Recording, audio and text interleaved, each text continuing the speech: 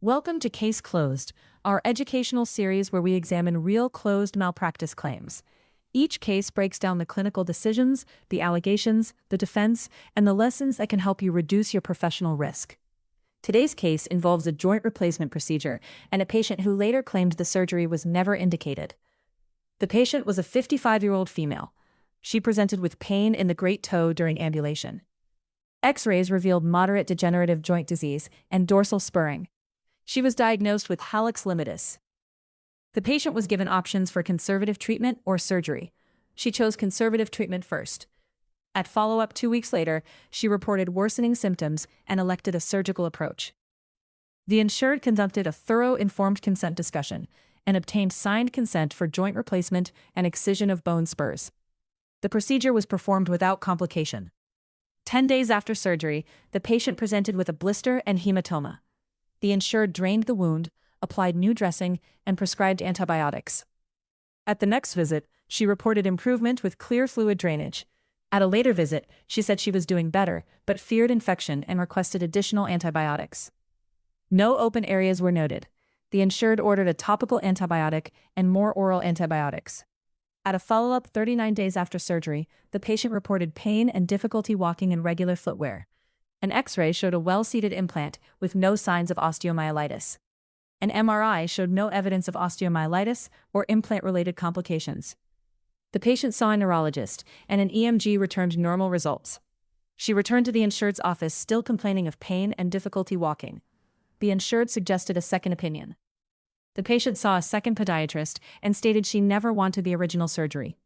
The second podiatrist recommended NSAIDs and stiff rocker shoes. Continued follow-ups led to additional surgeries and ultimately diagnoses of deep peroneal neuropathy, metatarsalgia, and tarsal tunnel syndrome. The patient alleged the doctor deviated from the standard of care by recommending and performing an unindicated surgical procedure with joint replacement implants. Defense experts believed the care and treatment were appropriate and within the standard of care. The doctor properly elected to replace the joint based on pre-operative X-ray findings. The patient was fully informed of the risks, benefits, and alternatives, and consented to move forward. The result, a defense verdict on behalf of the insured. So what can we take away from this case? First, always ensure detailed and descriptive charting. A strong part of this defense was the insured's documented informed consent, covering alternatives, risks, and complications. The insured even included a drawing of the proposed procedure, signed by the patient. Second, ensure the indication for surgery is clearly documented. Include objective findings from imaging and how those findings support the recommended procedure. Third, document failure or progression despite conservative treatment, even when the time frame is short. Notes should clearly reflect why non-operative management was no longer appropriate. Fourth, during informed consent discussions, specifically address the possibility of persistent pain or dissatisfaction despite successful surgery. When post-operative complaints persist, despite normal imaging and testing, document your clinical reasoning for continued management, referrals, and why additional surgery is not indicated at that time. This case shows that a defense verdict is often built long before a claim is ever filed. Thorough charting, clear surgical indications, and honest consent conversations protected this doctor when the allegations came. The same habits can protect you.